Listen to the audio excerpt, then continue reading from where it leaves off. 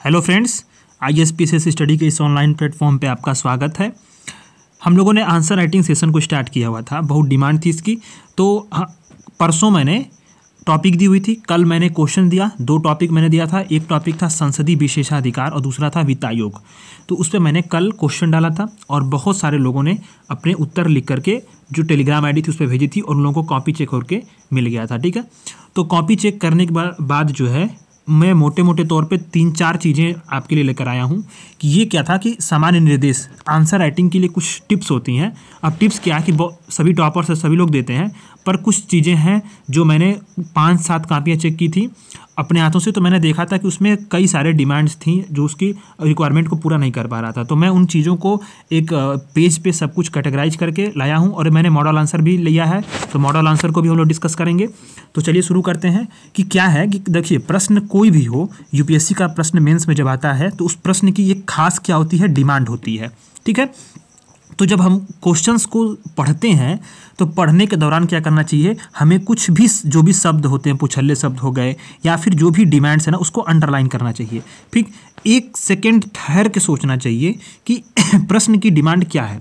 ठीक, तो ये जब अभी आप प्रैक्टिस में हैं, अभी आप मेंस के एग्जाम में तो बैठे नहीं कि आपके पास समय नहीं है, तो जब अभी प्रैक्टिस सेशन में हैं आप, तो इसीलिए आपको डेली जो है तो क्वेश्चन दिया जा रहा है। अब ये जो कोचिंग, लाखों की कोचिंग में आप जाएंगे, फीस देंगे, टेस्ट सीरीज देंगे, वहाँ से तो अच्छा ये कि कम से कम जो भी सीमित लोग हमसे जुड़े हुए हैं, तो हम लोग अपने में डिस्कस करके सारी चीज़ें हम लोग आंसर राइटिंग सीख रहे हैं, तो इसमें आपको लाभ हो रहा है। ठीक है, तो बहुत सारे लोगों का पॉजिटिव रिस्पॉन्स भी आया हुआ है, तो इसलिए मैंने इसको लाया कि डिमांड क्या है क्वेश्चन की, ये पहले बहुत समझना जरूरी होता है। प्रश्न की डिमांड, प्रश्न की डिमांड के अनुसार ही हम अपने उत्तर को लिखेंगे, न कि अपने मन के अनुसार जो आता हो। ठीक है, दूसरी चीज़ आती है सब पार्ट।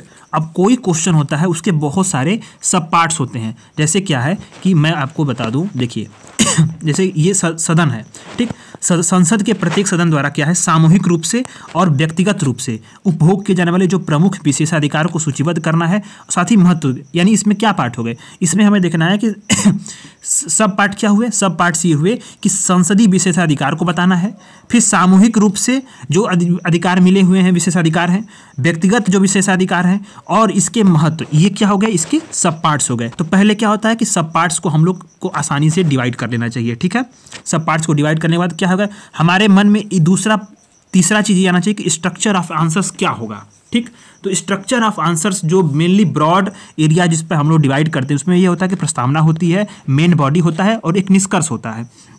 प्रस्तावना यानी कि इंट्रोडक्शन होता है, किसी भी चीज़ के बारे में प्रश्न के जब शुरुआत करेंगे तो उसके बारे में इंट्रो तो जरूर लिखेंगे। जाहिर सी बात है कि बिना इंट्रो का, बिना बेहतरीन इंट्रो और बिना बेहतरीन निष्कर्ष का कुछ भी नहीं होने वाला। आपके आंसर्स में समझ लीजिए 0 नंबर के आसपास के आप कोई मतलब उसका वैल्यू ही नहीं रह जाएगा फिर। ठीक है, तो ऐसे में स्ट्रक्चर ऑफ आंसर में प्रस्तावना होनी चाहिए। अब मेन बॉडी में भी क्या होते हैं, सब पार्ट्स होते हैं। मेन बॉडी में 3 से 4 सब पार्ट्स हो सकते हैं, ये प्रश्न की डिमांड के अनुसार होगा। यही डिमांड, इसी डिमांड के अनुसार सब पार्ट्स होंगे। ठीक है, अब ये आप रिकोलेट कर पाए, जो स्ट्रक्चर ऑफ आंसर होगा उसमें प्रस्तावना होगा, मेन बॉडी होगा, निष्कर्ष होगा। मेन बॉडी में यहाँ क्या होगा, आपका डिमांड के अनुसार सब पार्ट्स होंगे। तो ये चीज़ें क्या है कि इससे इंटरलिंक हुई, फिर इससे इंटरलिंक हुई। ठीक है, अब बात आती है शब्द सीमा की। बहुत सारे लोगों के मन में दुविधा थी, जब कॉपी चेक कर रहा था मैं, उसमें शब्द सीमा की बात आ रही थी। जैसे कि मैंने सामान्यतः 250 या 150 शब्दों में लिखना होता है, तो ये शब्द सीमा का जो भय है ना, उसको निकाल दीजिए। ठीक, अगर आप अच्छा आंसर लिख रहे हैं और 250 शब्दों से थोड़ा अधिक हो जा रहा है, 270 हो रहा है, मान लीजिए 300 हो रहा है, तो भी प्रॉब्लम नहीं है। किंतु किस शर्त पे कि आपका उत्तर जो है प्रश्न की डिमांड के अनुसार हो, स्ट्रक्चर उसमें अच्छा हो, ठीक, सब पार्ट्स में डिवाइड हो और नीचे जो भी बातें हैं उसका ध्यान रखा गया हो। तो शब्द सीमा बहुत मायने नहीं रखती। लेकिन अगर वही चीज़ें बहुत सारी चीज़ों पे ब्लंडर हो और शब्द सीमा 300 सब चले जाए, 200 मतलब तो उसका कोई वैल्यू नहीं रह जाता। ठीक है, तो इस शब्द सीमा का जो भय है उसको अभी निकाल करके प्रैक्टिस करिए। ठीक है, हाँ, लेकिन ध्यान देना जरूरी है, क्योंकि क्या है कि शब्द सीमा डायरेक्टली क्या है, डायरेक्टली जो इससे किससे निर्धारित होता है, ये समय सीमा से। समय सीमा, अगर शब्द सीमा जो है ना, अगर आप इसको बढ़ाएंगे तो समय सीमा भी बढ़ेगी, क्रॉस होगा। तो समय सीमा के लिए लिमिट में रखने के लिए शब्द सीमा को बनाया गया है। ठीक है, तो इसको आपको ध्यान रखना है। दूसरी चीज़ आती है कि मैंने कल जब कॉपी चेक करा था तो उसमें कनेक्टिंग वर्ड्स का प्रॉब्लम था। जैसे क्या है कि कनेक्टिंग वर्ड्स कैसे है उसको मैं बता रहा हूँ आपको। देखिए, ये कनेक्टिंग वर्ड्स एंड दूसरा है कि फ्लो ऑफ आंसर, ये दोनों चीज़ें बहुत इंपॉर्टेंट है। जैसे देख लीजिए क्या है कि अब मान लीजिए कि ये प्रश्न है, इसमें क्या है कि संसद के प्रत्येक सदन यानी दोनों सदनों द्वारा सामूहिक रूप से और व्यक्तिगत रूप से जो भी उपयोग किए जाने वाले विशेषाधिकार है उसको सूचीबद्ध करना था। ठीक है, तो लोगों ने क्या लिखा, प्रस्तावना, संसदीय विशेषाधिकार ये है, फिर नीचे लिख दिया सामूहिक विशेषाधिकार, फिर व्यक्तिगत विशेषाधिकार, फिर नीचे लिख दिया महत्व। अब क्या है कि ठीक है आपने सब पार्ट्स में डिवाइड किया, किंतु क्या है कि प्रश्न क्या है, टुकड़ों टुकड़ों में ये बट गया है। देखिए उत्तर, आप प्रश्न नहीं उत्तर, आपका उत्तर जो है टुकड़ों टुकड़ों में बट गया। जैसे ये विशेषाधिकार हो गया, अभी फ्री हो गया, ये हो गया, ये हो गया, ये हो गया। ठीक है, अब जबकि प्रश्न क्या है, प्रश्न तो सीधा उसने टुकड़ा बांटने के तो पूछा नहीं था, उसने पूछा था कि सब कुछ कोरिलेट करना था। तो कमी कहाँ है उसको मैं बताऊंगा। ठीक है, ये चीज़ होता है, उसको कोरिलेट करना होता है।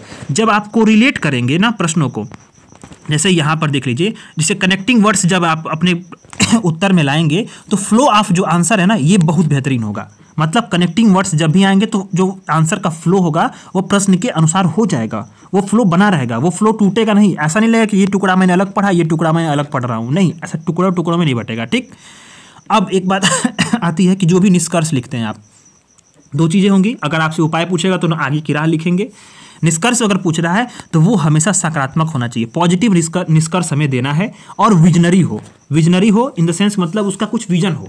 ठीक है, हमें सकारात्मकता को ही बनाए रखना है उसमें। ठीक है, नेगेटिविटी को नहीं लानी है।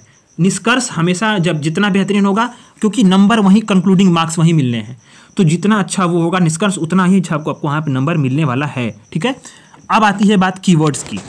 अब क्या होता है, जैसे मान लीजिए मैं आपको दो प्रश्न दिया था, दोनों प्रश्न क्या थे, पॉलिटी के थे।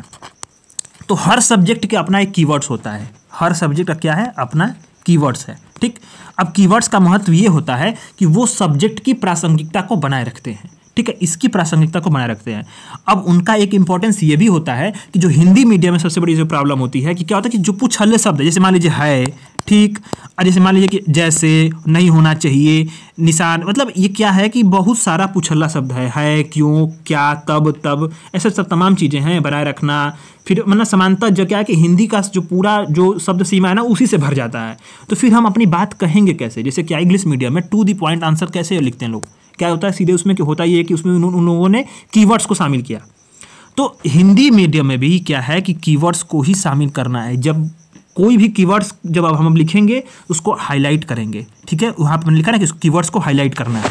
अब आपको कीवर्ड्स को जब आप हाईलाइट करेंगे तो होगा इससे क्या कि जो जब आप कीवर्ड्स हाईलाइट करेंगे ना तो सीधे एग्जामिनर का जो भी मतलब एकदम नज़र है, दृष्टि है, सीधे आपके एकदम हाईलाइट वाले पोर्शन पे ही पहुंचेगी। ठीक है, तो वहाँ आपके लिए क्या होगा कि वहाँ आपको एज मिलेगा, उसको पता चलेगा कि हाँ सब्जेक्ट की विषय की नॉलेज है। और कीवर्ड्स तैयार कैसे होंगे, कीवर्ड्स को तैयार करने का कोई रास्ता नहीं है सिवाय सिर्फ एनसीईआरटी में आप देखिए, वहाँ पे कीवर्ड्स के लिए बहुत अच्छे कीवर्ड्स, अच्छे शब्दों की भरमार है, उसको आप पाइए। हर विषय का, ज्योग्राफी का अलग कीवर्ड होगा, पॉलिटी का अलग होगा, ठीक है, इकोनॉमिक्स का अलग कीवर्ड है, इसी तरह से सोसाइटी का अलग है, साइंस का अलग है। तो सबकी अलग अलग कीवर्ड्स होते हैं और उस सब्जेक्ट की भाषा होती है वो, तो उसको बनाए रखना है। ठीक है, वैल्यू एडिशन की बात आती है कि हम अपने आंसर में वैल्यू एडिशन कैसे करें। जो कल मैंने क्वेश्चन मैंने दिया था उसमें तो वैल्यू एडिशन का खास कोई स्कोप नहीं था, क्योंकि पॉलिटी के सीधे क्वेश्चन थे।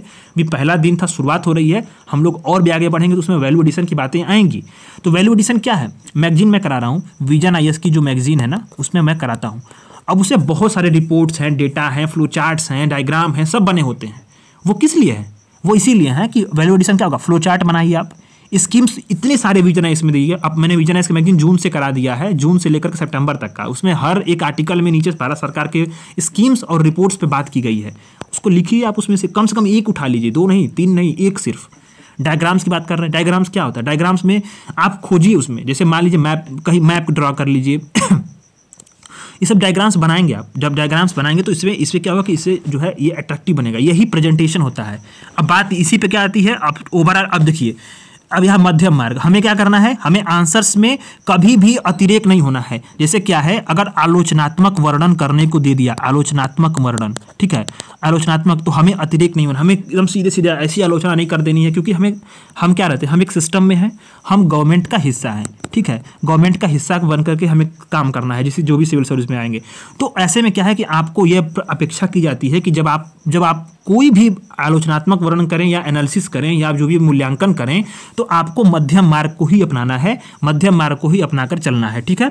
अच्छा, सबसे इंपॉर्टेंट बात, कल जो मैंने कॉपी देखी थी बहुत लोगों की, उसमें क्या था कि बहुत सारे निशान पड़े थे। ये यार बहुत गलत थी, कोई बताता नहीं है, कोई कोचिंग वाला नहीं बताएगा। जैसे मान लीजिए हमने स्टार बना दिया, इसे ऐसे चेक कर दिया, ऐसे मतलब कुछ भी ऐसे बना दिया, स्वास्थ्य वैसी ने ये सारे जो चीज़ें होती है ना, ये यूपीएससी वर्जित करता है। और कॉपी पे अगर ये निशान रहे तो सीधे सीधे माइनस होते हैं नंबर, वो माइनस होंगे नंबर, वो डिडक्ट करेगा आपका नंबर, ठीक है। ये चीज़ें नहीं होनी चाहिए, बिल्कुल भी साफ सुथरी कॉपी रहे, एग्जामिनर को अच्छा लगे देखने में, ठीक है।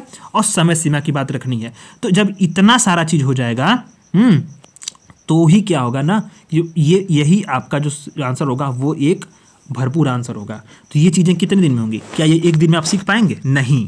तो इसके लिए क्या करना है, इसके लिए करना ये है कि जब डेली जब आंसर, आप टेलीग्राम ज्वाइन कर लीजिए, स्टडी फॉर ISPCS, ठीक है, इसको ज्वाइन कर, डिस्क्रिप्शन में लिंक होगा, मैं इसको आप ज्वाइन कर लीजिएगा। वहाँ से सीधे आपको क्या करना है, डेली जो है 2 क्वेश्चन जब मिल रहा है आप उसको लिखिए, टेलीग्राम ID दी हुई वहाँ पे भेज दीजिए, मिलकर 24 घंटे के अंदर आपको मिल जा रही है कॉपी चेक होकर के। उसका मॉडल आंसर हम खुद दे ही रहे हैं, डिस्कस कर ही रहे हैं, ठीक है। अब आज से शुरुआत हो गई है, मैं मॉडल आंसर डिस्कस करने वाला हूँ उसमें। तो यहाँ से सीख सकते हैं, 1 महीना आप करिए, अगर फ़ायदा ना हो तो आप छोड़ दीजिएगा, बिल्कुल फ़ायदा होगा आपको। 1 महीने तो कम से कम करिए, दिसंबर महीने, अब 1 दिसंबर से 30 दिसंबर तक आप करिए, और जब फ़ायदा हो रहा है तो आप पॉजिटिविटी आप खुद देखिएगा उसमें। तो यानी 60 क्वेश्चन, 60 टॉपिक आपका तैयार हो जाएगा। अगर 60 क्वेश्चन आप लिख लेते हैं, 60 टॉपिक आपका तैयार होगा। क्योंकि देखिए अब इसमें क्या है, संसदीय विशेषाधिकार था, वित्त आयोग था, दोनों अलग अलग टॉपिक्स हैं। 2 टॉपिक तैयार हुए आपको, अब कल कुछ दूसरा टॉपिक दूंगा। तो इस तरह से 30 दिन में आपका 60 टॉपिक जो है तैयार हो जाएगा, ठीक। 60 टॉपिक विजन आइज की मैगजीन कराई रहे हैं, उसमें से भी कुछ क्वेश्चन दे देंगे, आप वहाँ से भी लिख सकते हैं। तो 60 टॉपिक तैयार हो जाने से मतलब है कि आपका बहुत अच्छा खासा होगा। फिर जनवरी में हम लोग 60 टॉपिक कर लेंगे, तो 120 टॉपिक, यानी कि जो GS4 का हमारा सिलेबस है, GS2 GS3 GS1 का, उसमें का लगभग जो है हम लोग 40% कवर कर चुके होंगे। तो ये चीज़ें हैं, ठीक है। तो अब अपने क्वेश्चन पे आते हैं। जो क्वेश्चन हमने दिया था कि संसद के प्रत्येक सदन द्वारा क्या है, सामूहिक रूप से और उसके सदस्यों द्वारा व्यक्तिगत रूप से उपभोग किए जाने वाले प्रमुख विशेषाधिकारों को सूचीबद्ध कीजिए और साथ ही महत्व की चर्चा कीजिए। ये क्वेश्चन दिया हुआ था, ठीक है। तो ये मॉडल आंसर है। अब ये देखिए, अब मॉडल आंसर में बहुत सारे लोग प्रश्न उठाएंगे, बहुत सारे लोग चीज़ें उठेंगे, क्या यही एकमात्र है? नहीं, कुछ भी परफेक्ट नहीं होता। पहले बता दूँ, कुछ भी परफेक्ट नहीं होता इस पूरे ब्रह्मांड पे। पहले मैं आपको डिस्क्लेमर दे रहा हूँ, इससे भी अच्छा किया जा सकता है, इससे भी अच्छा सुधार हो सकता है। पर क्या है कि ये देखिए, ये समय सीमा में अच्छा लिखा गया है, मैं इतना दावा कर रहा हूँ, ठीक है। इसमें कंटेंट आपको गड़बड़ नहीं मिलेगा। तो कल हमने जो बताया था, कल जितने लोगों की कॉपी चेक हुई थी, सबकी कंटेंट बेहतरीन थी, कंटेंट बेहतरीन थी। बात कहाँ करना है, प्रेजेंटेशन पे काम करना है, ठीक है। जब इतनी सारी चीज़ों पे जब आप काम कर लेंगे तो ये क्या होगा, ये आपका बेहतरीन प्रेजेंटेशन को शो करेगा। ये सारी चीज़ें जो अगर करेंगे तो ये प्रेजेंटेशन पे काम होगा, ठीक है। मैंने कई लोगों को मैसेज भी किया था कि आपका कंटेंट ठीक है, प्रेजेंटेशन पे काम कर लीजिए, हो जाएगा। तो ये सारी चीज़ें को ध्यान में रखना है। इसमें क्या है कि अब देखिए, मैंने इसमें लिखा कि इंट्रोडक्शन में देख लीजिए, संसदीय विशेषाधिकार का उल्लेख क्या है, भारतीय संविधान के आर्टिकल 105 में वर्णन है। हालांकि क्या है कि अभी देखिए, कानूनी रूप से इस पर कोई नियम नहीं बनाया गया है, इस पर ध्यान देना है। क्या है कि प्रत्येक सदन को सामूहिक रूप से तथा व्यक्तिगत रूप से प्रदत्त अधिकारों तथा उन्मुक्तियों क्या है, समुच्चय होते हैं, ठीक है। ये एकदम स्ट्रेट फॉरवर्ड, ये क्या हो गया, इंट्रो हो गया। इसमें कोई मतलब ये क्या कि कम शब्द में 3 से 4 लाइन में इंट्रो आप देकर छुट्टी कर दीजिए। संसदीय विशेषाधिकार को बता दिया हमने, अब इससे अधिक मुझे कुछ नहीं वहाँ बताना, क्योंकि क्या है कि समय सीमा कम है, शब्द सीमा को, दोनों चीज़ों को ध्यान में रखना है। अब प्रश्न पूछा था कि सामूहिक रूप से और व्यक्तिगत रूप से जो भी प्रमुख जो विशेषाधिकार है उसको सूचीबद्ध करना है, ठीक है। तो अगर हम बात कर रहे हैं सामूहिक अधिकार की, तो कल कहाँ गलती लोग कर रहे थे, कल के जो आंसर जो जितने लोगों ने कॉपी चेक किया मैंने, उन लोगों को मैंने देखा सीधे क्या लिखे, सामूहिक अधिकार। अरे भाई, किसका सामूहिक अधिकार, सदन का सामूहिक अधिकार। ये बात को ध्यान देना, सदन के सामूहिक अधिकार की। अब सदन का तो कोई लिखा ही नहीं, तो कनेक्टिंग वर्ड्स कहाँ है ये, अब फ्लो कैसे बनेगा। अब ये तो टुकड़ा हो गया, एक टुकड़ा ये, एक टुकड़ा ये, ठीक। तो यही बात है कि सामूहिक अधिकार यानी कि सदन के सामूहिक अधिकार पूरा लिखिए आप उसमें, ठीक है। सदन के सामूहिक अधिकार क्या है, विशेषाधिकार। तो क्या है कि अपने वाद विवाद और अपनी कार्रवाई को प्रकाशित करने ना करने देने का अधिकार किसके पास है, सदन के पास है, गुप्त बैठकें करना, कार्रवाई में बाहरी व्यक्तियों को प्रवेश वर्जित करने का भी अधिकार है। तो ये क्या है, सामूहिक अधिकार है। सदन के क्या है, आंतरिक मामलों को जो विनियमित करने और समाधान करने का भी अधिकार है। कार्रवाई का संचालन और कार्य प्रबंधन का अधिकार भी है, ठीक। और विशेषाधिकारों के हनन तथा सदन की अवमानना पर दंड देने का भी अधिकार है। तो ये सामूहिक कार्रवाई हो गई। और क्या है, सीधे ये कितने कम शब्दों में, देखिए जगह स्पेस देख लीजिए आप, इतने में 5 पॉइंट हमने सीधा स्पष्ट, ये दिख भी रहा है कि हमने 5 पॉइंट लिखे हैं। और 5 पॉइंट क्या है इनका मतलब, अब शब्द देख लीजिए। अब बहुत सारे लोगों ने काफ़ी बड़े बड़े लंबे लंबे पैराग्राफ लिखे हैं। पैराग्राफ में मत लिखिए, पॉइंट में लिखिए, बुलेट पॉइंट में लिखिए। अगर आप उसमें अब मैं 2-3 चीज़ें और बताऊंगा इसमें आगे, तो इसको जितने पॉइंट्स में आप लिखेंगे, कम शब्द रहेगा तो चीज़ें स्पष्ट दिखेंगी और ये क्या होगा कि एग्जामिनर पे एक अच्छा इंपैक्ट जाएगा, ठीक है। अब बात आती है, देखिए अब यही चीज़ थी, कल गलती कई लोगों ने की थी क्या, कि व्यक्तिगत विशेषाधिकार लिख दिए थे। बस किसकी व्यक्तिगत विशेषाधिकार, सदस्यों की व्यक्तिगत विशेषाधिकार। देखिए कल का आंसर में बहुत सारे लोगों ने गलती किया है ये, कि देखिए यहाँ क्या पूछा था, सदन का सामूहिक अधिकार और सदस्यों का व्यक्तिगत विशेषाधिकार। तो क्या लिखना हमें यहाँ लिखना था सदन के सामूहिक विशेषाधिकार, ठीक है। सदन का जो है यहाँ पे हमें लिखना है सदन का सामूहिक विशेषाधिकार, और व्यक्तिगत विशेषाधिकार किसके होगा, सदस्यों का होगा, ठीक है। इस बात को किसी ने नहीं लिखा था, किसी ने नहीं लिखा था, ये मिसिंग थी बात, इसीलिए मैंने इसको लिखा कि ये आप सदस्यों के व्यक्तिगत विशेषाधिकार की बात कर रहे हैं तो उसको करिए ना। फिर क्या है कि संसद सदस्यों को सदन और समितियों में वाक्य की पूर्ण स्वतंत्रता है। किसी एक व्यक्ति ने लिखा था मन की बात करने की स्वतंत्रता, नहीं, वो मन की बात नहीं आप कर सकते। आप ये थोड़ा सा शब्द को देख लीजिए ना, पॉलिटिकल साइंस का स्टूडेंट हैं आप। अब ये बात है कि पॉलिटी की बात यहाँ हो जा रही है, यानी राजनीति विज्ञान का क्वेश्चन है ये। अब वहाँ मन की बात को मतलब ये कोई मोदी जी का कार्यक्रम थोड़ी है, तो ऐसा अन्यथा मत लीजिएगा, बट इसको सुधार सकते हैं आप। तो वाक्य की पूर्ण स्वतंत्रता इसको लिखेंगे तो इसका इम्पैक्ट अलग होगा, ठीक। ये क्या है, यही सोशल साइंस की या पॉलिटिकल साइंस की लैंग्वेज है, ये क्या है, लैंग्वेज है, ठीक। संसद सत्र और कार्रवाई के दौरान क्या है, सिविल मामलों की गिरफ्तारी से संरक्षण होता है, सिविल मामलों से, ठीक है। संसद सत्र में क्या है, न्यायालय में साक्षी बनने, ठीक है, यह बनने 2 बार हो गया है, बनने और कोई साक्ष्य प्रस्तुत करने से स्वतंत्रता मिलती है, ठीक है, ये चीज़ है। अब क्या है कि सदन कार्रवाई के दौरान किसी भी बात पर क्या है, न्यायालयिक कार्रवाई से मुक्ति मिलती है, किसको मिलती है, सदस्यों को, ठीक है। अब क्या होता है कि अब देखिए कल गलती की लोगों ने क्या की थी कि यहीं से सीधे डायरेक्ट जो है, अब बीच में कुछ ना लिखा, कोई कनेक्टिंग वर्ड्स नहीं है, सीधे उन्होंने महत्व लिख दिया, ये महत्व ऐसे सीधे लिख दिया। तो भाई साहब वो क्या हो गया, अब ये कि ये अलग पार्ट है, ये अलग पार्ट है, ये अलग पार्ट है, वो क्या है, सब डिवीजन हो गया उसका। नहीं, वैसे उस चीज़ से हमें बचना है। हमें क्या करना है कि हमें कनेक्टिविटी को बना कर रखनी है। तो ऐसे में क्या है कि विशेषाधिकारों का क्या है कि संसदीय परंपरा और संसदीय व्यवस्था पर गहरा प्रभाव पड़ा है। क्योंकि क्या कि जो संसदीय विशेषाधिकार है वो सदन की कार्रवाइयों से पूर्ण, और उस मतलब सदन जब आया तो कार्रवाइयों से पहले भी जब था, जब ये संसदीय विशेषाधिकार कब बने थे, जब आपका ये बने आर्टिकल 105 में तो सब इसका उल्लेख है। किंतु अगर आप देखें तो जब कार्रवाई पहले सदन की शुरू के पहले से भी चीज़ें थी, यहाँ पे संविधान सभा में इसके उल्लेख नहीं था, खासकर उनको पालन किया जा रहा था, उसी चीज़ को अपना लिया गया, ठीक। तो क्या है कि संसदीय परंपरा बन गई और व्यवस्था, उस पर गहरा प्रभाव है, और जिसका महत्व क्या है इस प्रकार है।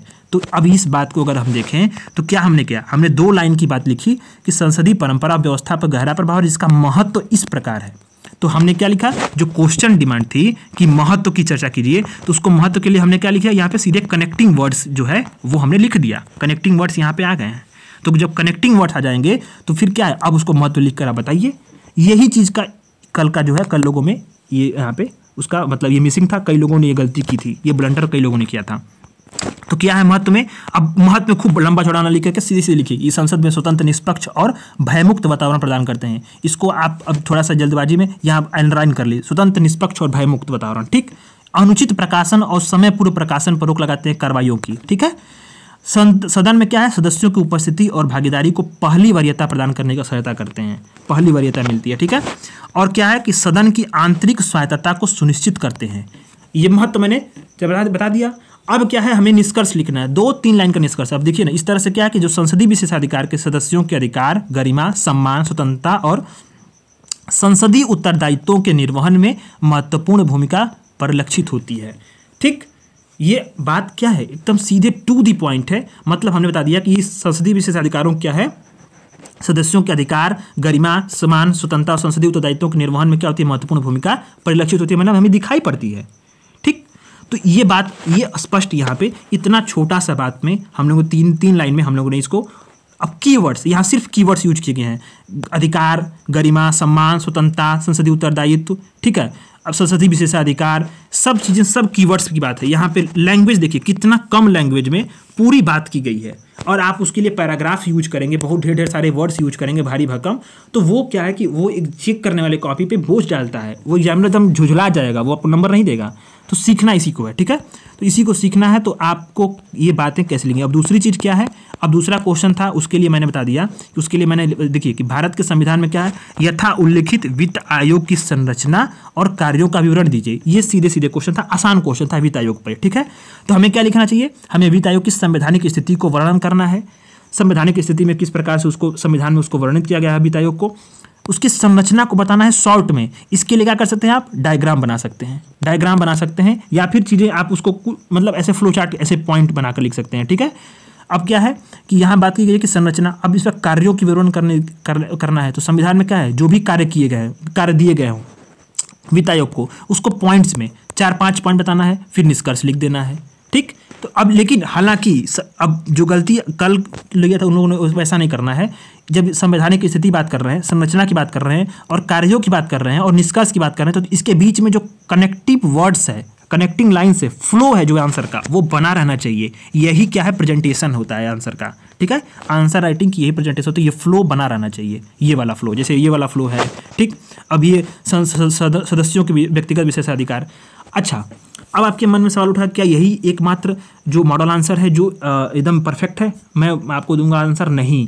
अब इसका एक दूसरा उपाय भी है, मैं आपको दूसरा उपाय बता दूं। वो चीज़ क्या है, जैसे मान लीजिए प्रश्न पूछा, तो आपने यहाँ पे सीधे ये इंट्रो लिख दिया, ये इंट्रो तो बेस्ट है, ठीक है, मान लीजिए इंट्रो सब सही है, इसमें अब सुधार क्या करेंगे, ठीक है। लेकिन यहाँ एक चीज़ और संभावनाएं बन सकती हैं। अब क्या संभावना बन सकती हैं कि आप कॉपी पे ऐसे ड्रॉ करिए, देखिए ऐसे ड्रॉ कर दीजिए, ठीक। अब यहाँ लिखिए सदन के सामूहिक विशेषाधिकार, यहाँ लिखिए सदस्यों के व्यक्तिगत विशेषाधिकार। अब यहाँ 4-5 पॉइंट लिखिए, 1 point, 2 point, 3 point, 4 point, 5 point, यहाँ 4 पॉइंट लिखिए, ठीक। अब क्या कर सकते हैं, ये हो गया इस तरह से। तो एक क्या होगा, ये एक आपका कॉलम बनाकर, और महत्व के लिए क्या कर सकते हैं कि महत्व के लिए यहाँ महत्व लिखिए ऐसे। अब ये कनेक्टिंग वर्ड्स लिख करके महत्व लिखिए, और महत्व के एक बाद इसे गोल बनाइए, और 4-5 महत्व ऐसे बना दीजिए लिख करके, और नीचे निष्कर्ष लिख दीजिए। तो ये भी हो सकता है डायग्राम में, ठीक। तो इस क्या होता है कि आपको, अब देखिए यही मैंने आपको 2 तरीके से बता दिया, 2 तरीके से आपको मॉडल आंसर बता दिया कि ऐसे लिख सकते हैं आप। अब दोनों तरीकों में से सीखना आपको है, ठीक। तो अब आपको खुद की मेहनत करनी है, और ये सारी चीज़ों पे जो है, ये सारी चीज़ों की ध्यान देनी है, ठीक है। PDF को मैं टेलीग्राम पे डाल दे रहा हूँ, स्टडी फॉर ISPCS, इस टेलीग्राम पे ज्वाइन कर लीजिए। और इनिशिएटिव कैसा लगा, फीडबैक जरूर दीजिए, फीडबैक दीजिए, क्या मैं और ला सकता हूँ स्किल में, क्या सुधार कर सकता हूँ, क्या चीज़ें चाहिए आपको, फीडबैक देंगे तो फिर उसी अनुसार आपको सबको भी क्रिटिसिज्म भी करिए, आप खुल के करिए, सीख सकते हैं उससे भी, ठीक है। तो इससे क्या है कि आपको जो है फ़ायदा मिलेगा, और ज़रूर कमेंट करिएगा, ज़रूर चीज़ें बताइए कि क्या कैसा रहा आपको ये सेशन, आपको मॉडल आंसर कैसे लगे, और उत्तर लेखन के लिए जो सामान्य निर्देश हमने बताए वो चीज़ें कैसी थी, आपको समझ में आई कि नहीं आई, ज़रूर आप अपने फीडबैक दीजिएगा। धन्यवाद।